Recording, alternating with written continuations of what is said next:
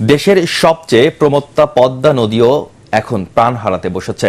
বর্ষা মৌসুমে মাস তিনেকের জন্য পানি থাকলেও বছরের বাকি ৯ মাস ধুধু বালুচরে পরিণত হচ্ছে এর বেশিরভাগ অংশ।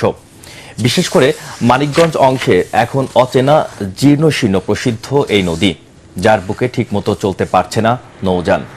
মানিকগঞ্জ প্রতিনিধি শহীদুল ইসলাম সুজনের পাঠানো রিপোর্ট জানাচ্ছেন কেরামতুল্লাহ বিপ্লব।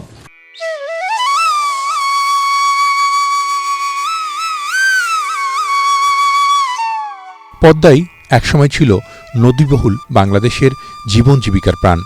হাজারো নৌকা নৌযানের দাপাদাপি ছিল এর বুক চিরে। নদীর সবচেয়ে বড় আর প্রশস্ত অংশ ছিল মানিকগঞ্জ জেলায়। কোথাও কোথাও এপার ওপারের দূরত্ব ছিল ১২ থেকে ১৪ কিলোমিটার। ফেরি পার হতেও সময় লাগত ৩ থেকে ৪ ঘন্টা। এখন তার বুক চিরে শুধু বালুচর। নদী শুকিয়ে কোথাও কোথাও হয়ে গেছে খাল। ভারতের ফারাক্কায় বাঁধ দেওয়ার পর থেকেই মরণ এই দশা হয়েছে পদ্মার। প্রতি বছরই কমে যাচ্ছে আয়তন।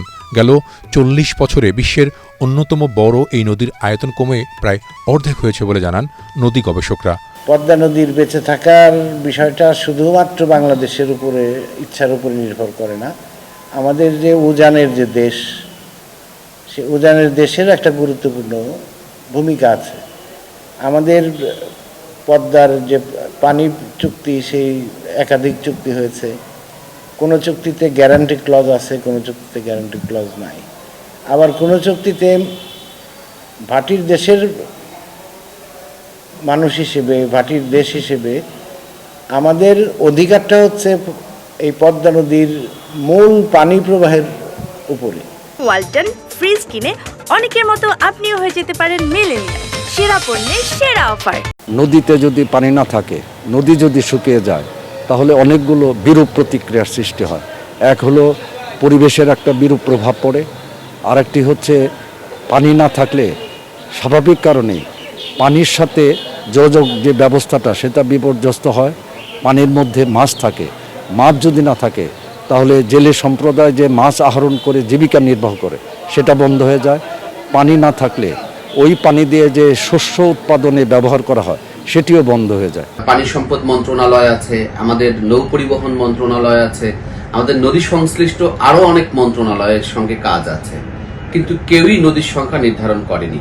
পানি উন্নয়ন বোর্ড একটা তালিকা করেছে ৪০৫টি নদীর, খুবই অসম্পূর্ণ।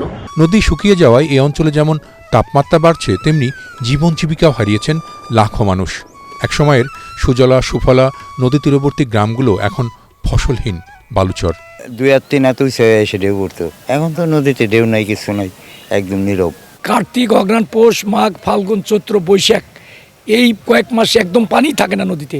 মাছ পাবে কোথায়? নদীতে পানি না থাকলে চোখে ওঠে না, চোখে না উঠলে পরে আপনার শস্য ঠিকমতো হয় না। বিশেষজ্ঞরা বলছেন, পদ্মা নদী তীরবর্তী এলাকায় প্রতি বছরই ভূগর্ভস্থ পানির স্তর আশঙ্কাজনকভাবে নিচে নেমে যাচ্ছে। নলকূপেও পানি উঠছে না অনেক এলাকায়। চরগুলো যদি আমরা প্রতি বছর ড্রেজিং করার ব্যবস্থা করতে পারি, তাহলে অনেকাংশে মানিকগঞ্জ অংশে পদ্মা নদীটা অনেক সচল হবে।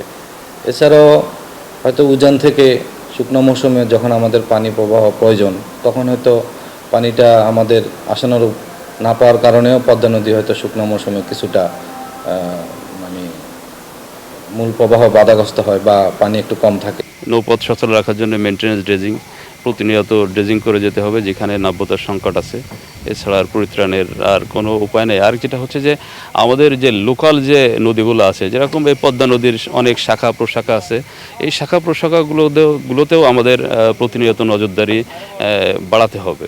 এগুলোতে যদি আমরা মানে তার ওপেন পানি যাওয়ার ওপেন স্পেস সৃষ্টি করতে পারি, তাহলে সংকট থেকে কিছুটা পরিত্রাণের উপায় আছে বলে আমি মনে করি। প্রতিবেশী ও বন্ধু রাষ্ট্র ভারতের কাছ থেকে আন্তর্দেশীয় এ নদীর পানির ন্যায্য হিস্যা আদায় করতে না পারলে পদ্মার কয়েকশো কিলোমিটার শিগগিরই মরুময় হয়ে উঠতে পারে বলেও আশঙ্কা জানান সংশ্লিষ্টরা।